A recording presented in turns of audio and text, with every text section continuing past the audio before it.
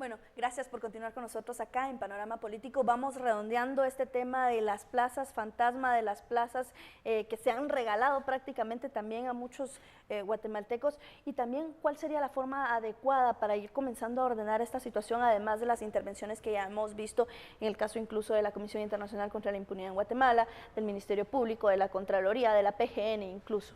Yo solo quiero concluir con esto, y es que es muy puntual hacerle entender a la gente que la Oficina Nacional de Servicio Civil tiene como obligación reclutar a todo el personal que debería trabajar para el Estado dentro del contexto del Ejecutivo, digamos, porque esa es su función.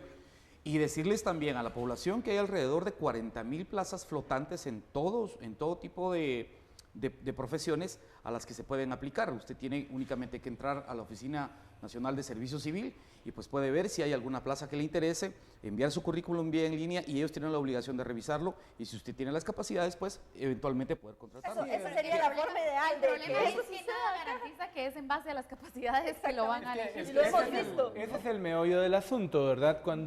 Y lo vamos a experimentar porque la vieja política no ha desaparecido del todo, porque es la vieja forma de contratar gente.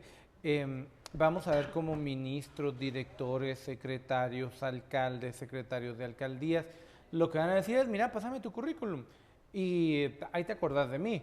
Y es lo que vimos en el Congreso en chiquito. ¿Se acuerdan? ¿Se acuerdan el Partido Patriota que daba unas tarjetas que se llamaban los amigos de Otto y les decía que ellos podían llegar a las instituciones a hacer esa especie de reclamo? Es que no tiene nada de malo poder aplicar a una plaza. O sea, vos podés llegar a cualquier institución y decir, mire, aquí está mi currícula, revísela y... Sí, no, a ver. Yo lo que quiero trazar es un paralelo. Lo que usted vio en el Congreso de plazas de 30, 40,000 quetzales, que son cuentos que los conserjes ganaban eso. Claro. O sea, habían conserjes que ganaban 30,000, pero pasaban 10,000 al diputado que lo contrató y 10,000 al diputado que le conectó al Congreso, y él se quedaba con 10. Y seguía siendo un buen negocio.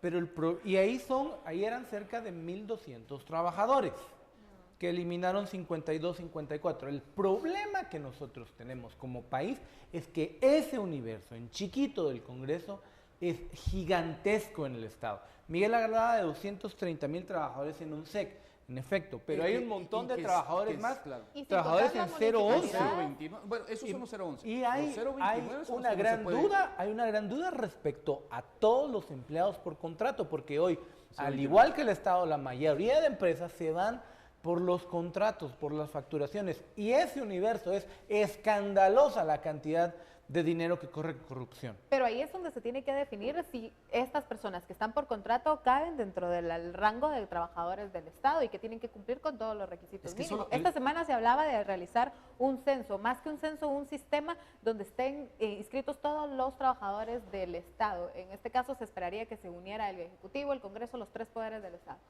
Pero este es como un proceso que debe irse dando y creo que es parte de ese saneamiento que debe haber en las contrataciones del Estado. El tema es como, yo insisto, el tema real es que no puedes contratar, por ejemplo, la Contraloría no puede contratar tanto personal, ni la Oficina de Servicio Civil, para poder fiscalizar esto. Y es que, ¿cómo se da la corrupción? Por ejemplo, en los renglones 029, que son por servicios y servicios técnicos, yo le digo a alguien que contrato, mire, le voy a pagar 50,000 quetzales porque me haga un estudio de aguas. Al final de cuentas, él me va a cobrar 10,000 quetzales, el alcalde o quien sea que lo contrate se queda con 40,000 y al final de cuentas al Estado nosotros le pedimos 100,000. O sea, es decir, hay una cantidad de corrupción que no se puede fiscalizar. Es sumamente difícil fiscalizar estos renglones 029 que son los contratos por servicios y servicios técnicos. Porque no tienen horarios, no tienen cómo se puede fiscalizar. En el papel no tienen horarios, en la práctica tienen horarios. Ya que tú mencionabas precisamente cómo ha sido de complicado la fiscalización hacia esta parte de la corrupción, esta forma de hacer corrupción, porque hay muchas, básicamente es porque históricamente todas las personas que han llegado a aprovecharse del Estado se han esforzado por mantener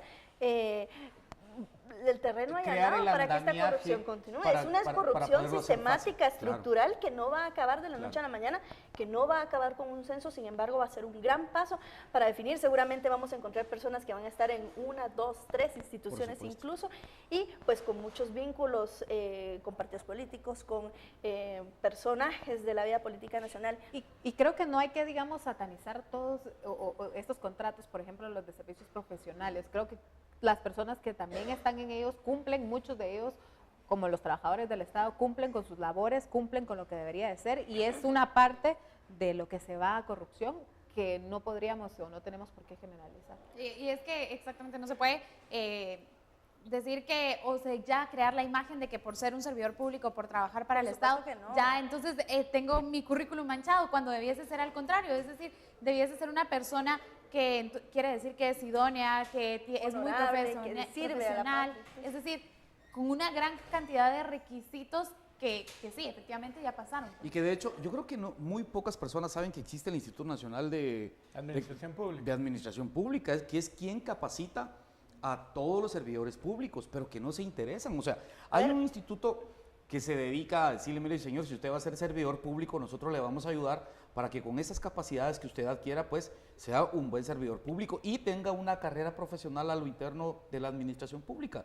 Pero atienden a 12,000 personas de 270,000, o sea... Solo antes de que concluya el bloque, a mí me gustaría ya, hablando de esas personas que no saben cómo servir públicamente a los guatemaltecos, poner el tema sobre la mesa de Arnoldo Medrano y lo que sucedió esta semana. Vimos una situación bastante crítica. Lourdes, tú fuiste al lugar. Guatemaltecos que recibieron, no sé si siquiera llamarle techo mínimo, y se le llamó que era una vivienda digna, o sea, totalmente claro, en la experiencia de, por ejemplo, llegar hasta ese lugar, creo que al final sí, es una obligación de las instituciones el hecho de poder tener que fiscalizar, pero yo pensaba, el lugar tan recóndito en donde estaban estas personas a las que ya no se les entregó una vivienda digna, sino se les entregó entre 10 y 20 láminas con 4 parales para poder, y con eso cobraron como si se les hubiera entregado una vivienda digna. Es decir, unos puntos en donde uno dice, ahí se necesita también mucha más presencia del Estado para poder tener control de este tipo de corrupción que muchas veces no logramos, no tenemos a la vista. Fueron 3.4 millones con los que el Ministerio Público señala que se defraudó al Estado por parte de una persona que tiene mucha experiencia en cómo irse adaptando a este tipo a este tipo de estructuras criminales, si se puede llamar así, y de corrupción. Miguel citaba una cosa, que es ni UNSEC ni la Contraloría pueden hacerlo. Yo cambiaría esa visión. En realidad es que no quieren.